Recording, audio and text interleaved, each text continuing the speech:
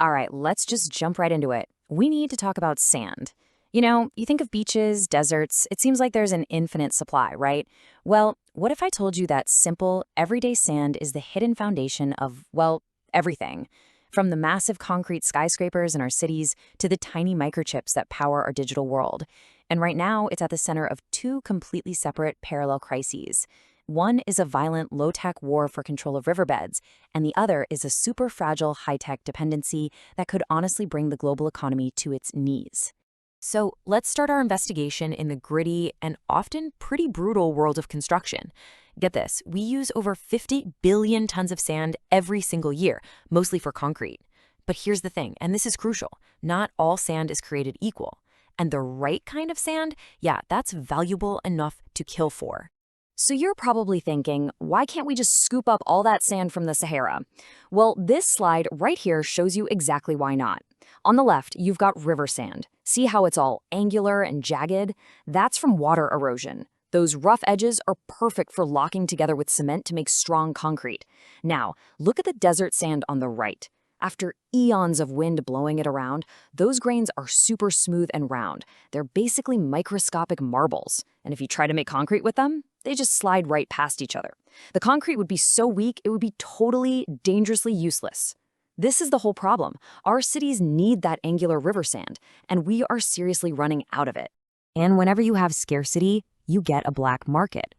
This one is particularly violent, especially in places like India. This quote, it's actually from a government lawsuit, and it perfectly describes the network they call the sand mafia. It's this unholy nexus of contractors, politicians, and corrupt police. It's not just one group, it's a huge criminal economy worth billions of dollars. And the fallout from this is just devastating. I mean, look at this. This is way more than just a regulatory headache. It's an environmental disaster. They're destroying entire river ecosystems, which threatens local communities.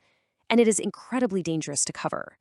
Journalists who dare to investigate these guys, people like Shubhamani Tripathi in India, have been threatened, attacked, and even murdered, all for just trying to expose the corruption. So how do they possibly get away with all this? Well, here's their basic playbook. It starts with bribes and violence to control the supply at the source. But then, to make all that stolen sand look legit, they have to launder it. They use shell companies and mix the illegally mined sand in with legal shipments. It's actually a pretty sophisticated system that makes the dirty money and the dirty sand almost impossible to trace. Okay, so this isn't just about local crime. This whole fight over sand scales up to a crazy geopolitical level. It's not just happening on riverbanks, it's literally redrawing the maps of countries. And there's no better example of this than the city-state of Singapore. To fuel its absolutely incredible economic growth, Singapore has done something that sounds like science fiction. It has physically expanded its own territory by a staggering 25%. They've literally built new land out of the sea. And they did it using hundreds of millions of tons of imported sand. As you can imagine, this bottomless appetite for sand has created what a lot of people call the sand wars. Look at this timeline. One by one, Singapore's neighbors started to push back. Malaysia, then Indonesia, then Vietnam and Cambodia, they all banned sand exports. Why? They were citing massive environmental damage and, this is the crazy part, the fact that entire islands were literally disappearing off the map, dredged away to expand Singapore's coastline. Of course, all these bans did was drive the trade underground, which just fueled more smuggling and ratcheted up the tension in the whole region. Okay, so we've been in the brutal, physical world of construction sand. But now we're going to pivot hard, because it turns out the exact same element that forms the foundation of our cities also forms the foundation of our entire digital civilization. And this is where our two stories, the gritty tale of the sand mafia and the high-tech world of silicon chips, violently collide. Because at their absolute core, they're about the exact same thing. It all comes down to this one simple molecule, silicon dioxide. SiO2. That's the chemical name for quartz, which is the main ingredient in sand. So the stuff the mafias are fighting over and the stuff fueling our tech revolution, yep, they are two sides of the same elemental coin. I really love this analogy. Silicon dioxide is the skeleton of our cities and the nervous system of our global economy. It's this one single element that's holding up both our physical and our digital worlds. But as we're about to see, the supply chain for that nervous system is fragile enough to shatter. All right, now we're entering the really terrifying, fragile world of high-tech manufacturing.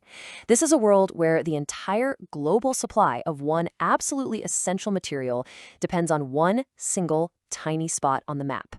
This right here, this is the choke point.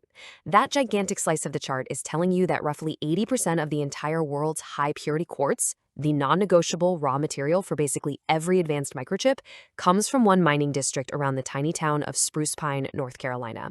That's not just a dependency, it's practically a monopoly.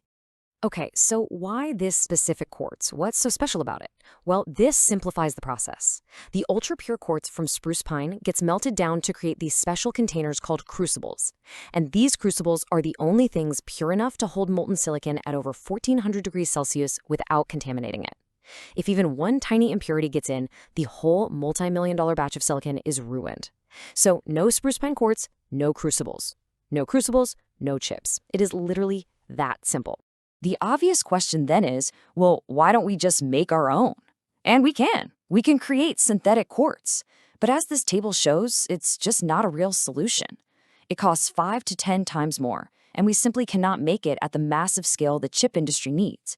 So for mass-produced chips, it's a non-starter. And let me be clear, this vulnerability is not some what-if scenario. It's real. In October 2024, Hurricane Helene slammed into North Carolina. It caused catastrophic flooding that completely shut down the mines in Spruce Pine. The two companies that run things there had to halt all production. Full recovery of the infrastructure is expected to take months, maybe even years. And that sent an absolute shockwave of panic through the entire tech industry. You better believe the Hurricane Helene disaster was a massive wake-up call.